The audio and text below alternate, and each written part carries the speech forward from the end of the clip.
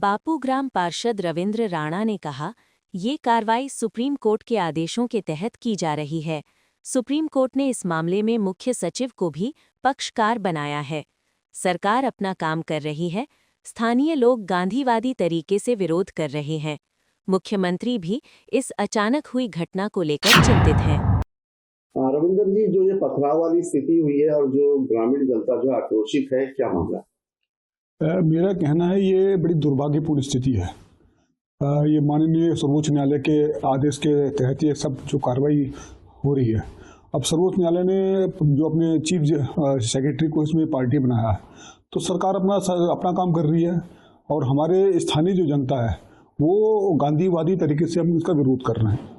और निश्चित रूप से पिछले 2 या 3 दिनों में आपने देखा होगा कि कहीं किसी प्रकार की पथराव की घटना नहीं हुई। कोई ऐसी मतलब गलत व्यवहार कहीं ना प्रशासन की तरफ से हुआ ना जनता की तरफ से हुआ।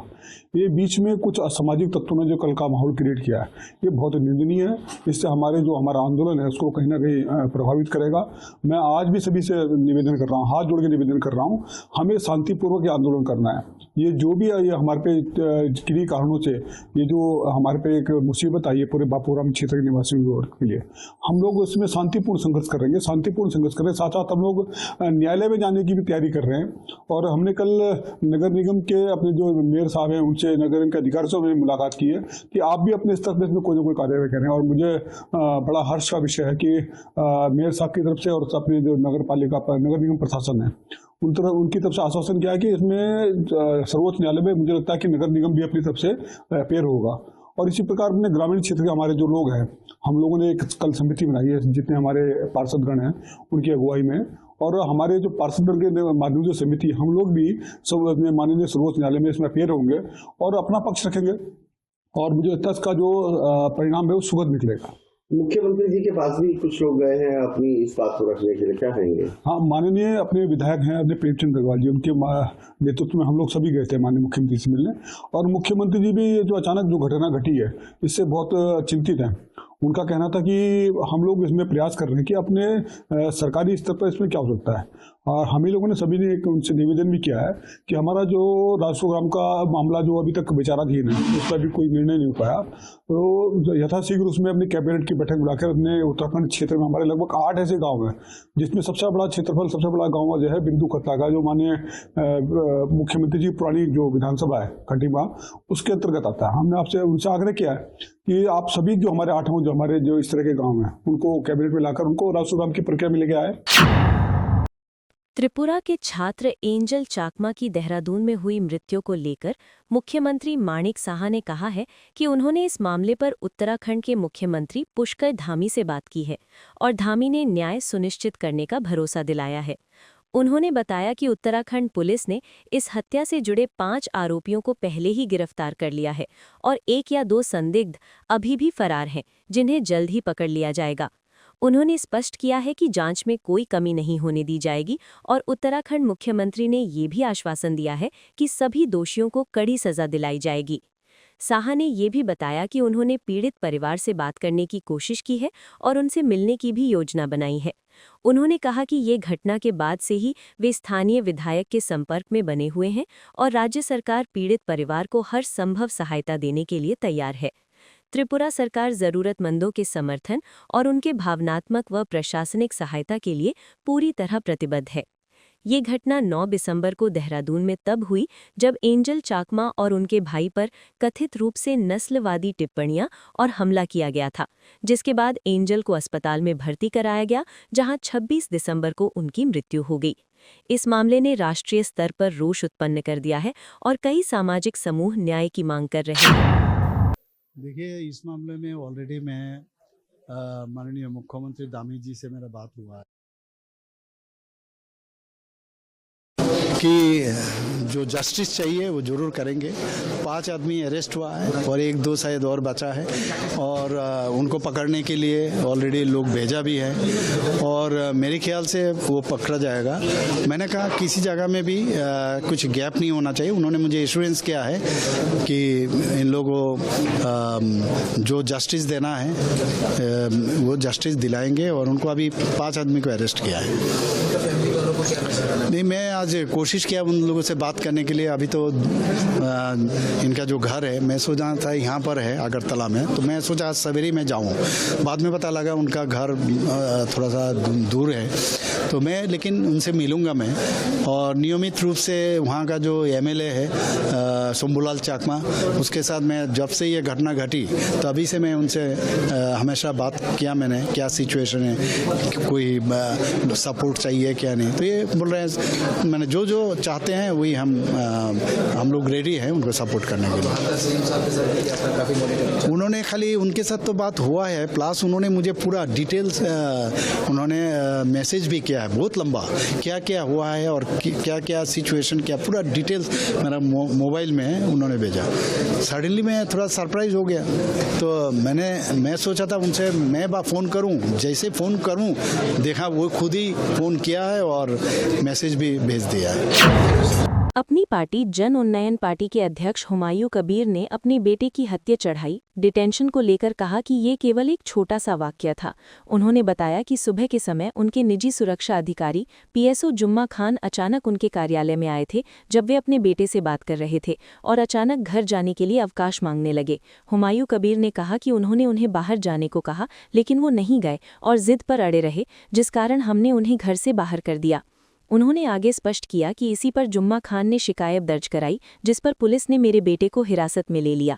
हुमायूं कबीर ने कहा कि पुलिस जो चाहे कर सकती है और उन्होंने ये भी कहा कि वे पुलिस से इस मामले को बातचीत के जरिए सुलझाने की कोशिश करेंगे। उन्होंने बताया कि वे बेलडांगा SDPO से भी इस मुद्दे पर बात कर चुके हैं।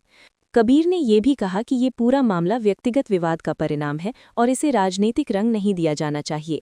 उन्होंने पुलिस और प्रशासन से अपील की कि न्याय और तथ्य के आधार पर ही कार्यवाही की जाए ताकि किसी तरह का अनावश्यक विवाद न फैले। साथ ही उन्होंने ये भी कहा कि वे अपने बेटे की स्थिति पर पुलिस से और प्रशासन से स्पष्ट बातचीत करेंगे और इस घटनाक्रम को जल्द से जल्द सुलझा लेंगे, जिससे कि सभी पक्षों की आशंकाओं को दूर किया जा सके। कहा आपने जब पुलिस थाने में भी गए, क्या कहना था पुलिस का? वो छोटा से घटना घटा। वो मेरा जो सिक्योरिटी है वेस्ट बंगाल पुलिस का, उनका नाम है जुम्मा खान। वो सुबह सुबह मेरा ऑफिस में अचानक घुस गया।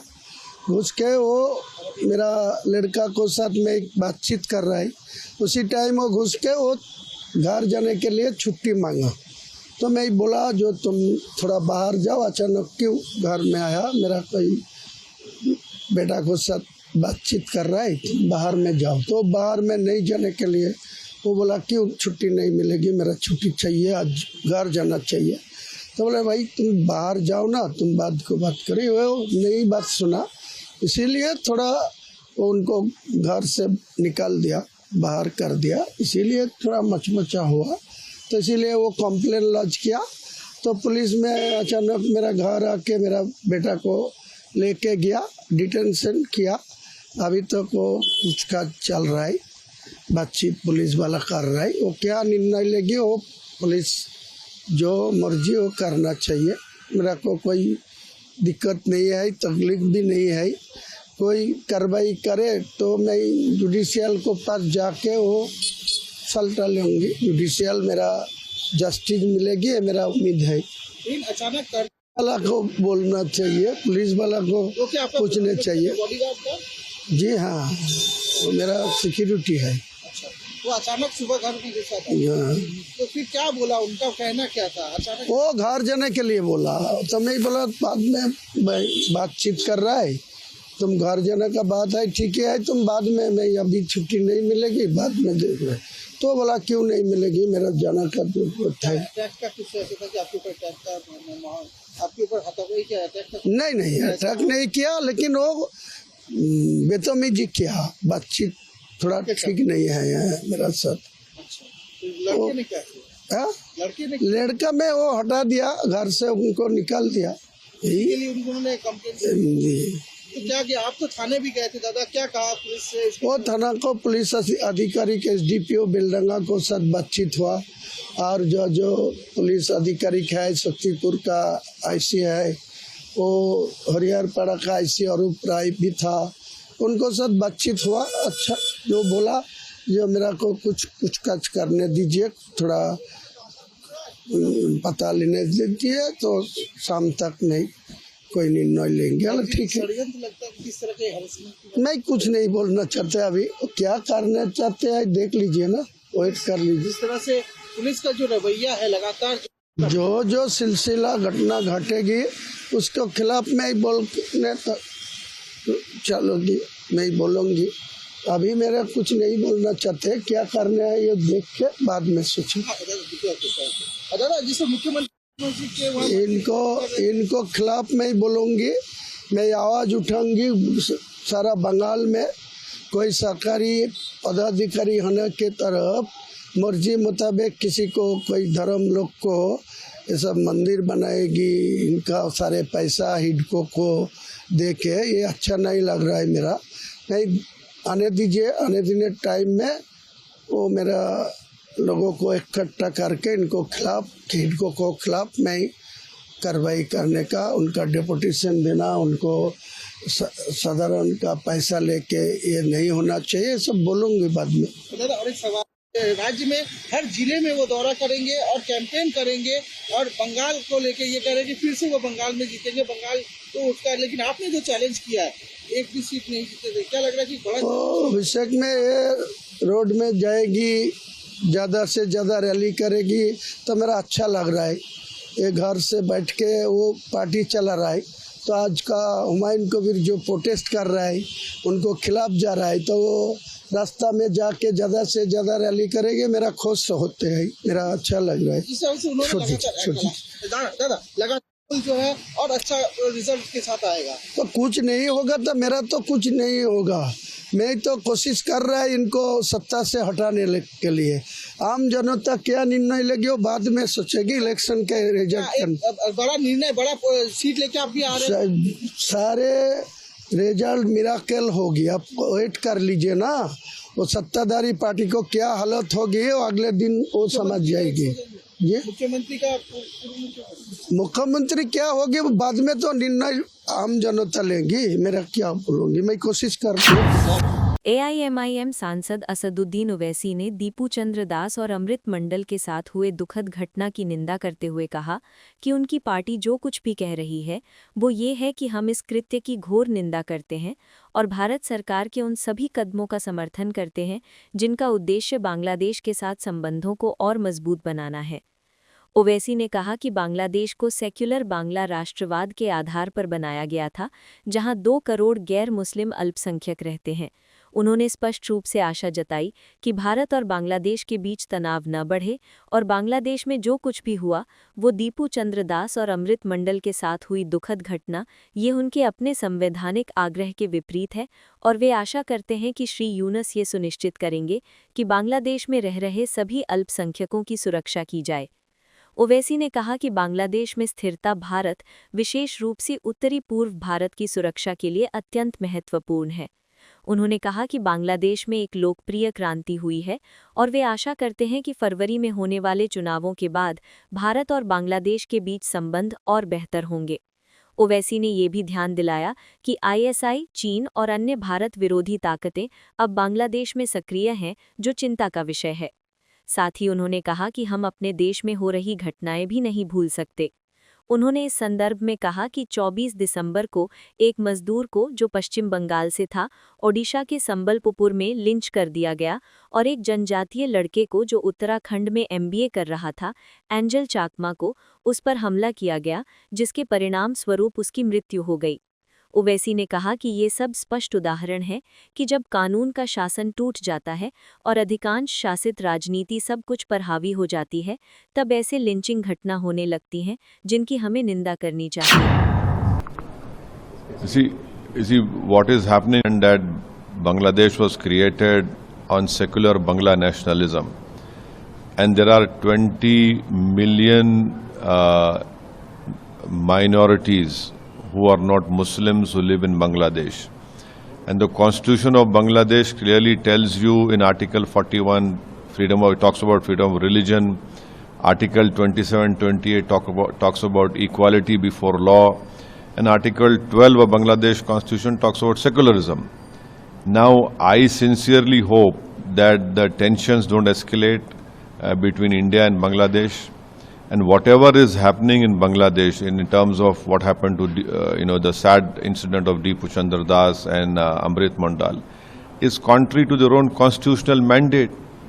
And I hope that Mr. Yunus will ensure that all the minorities living in Bangladesh are protected. But at the same time, we must remember that the stability in Bangladesh is very important for security of India, especially Northeast.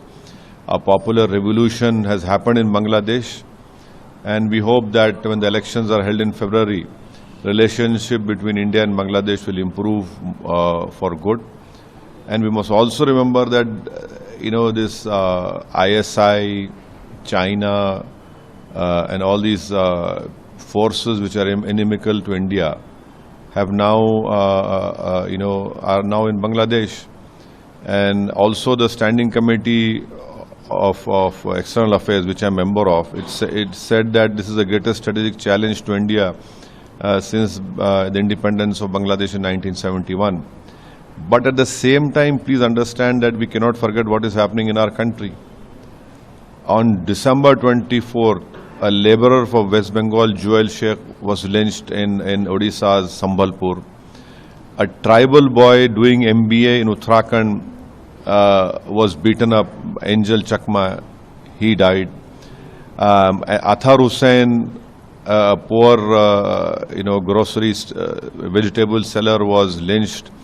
His ear, his fingers and feet were cut. A rod was inserted in his body.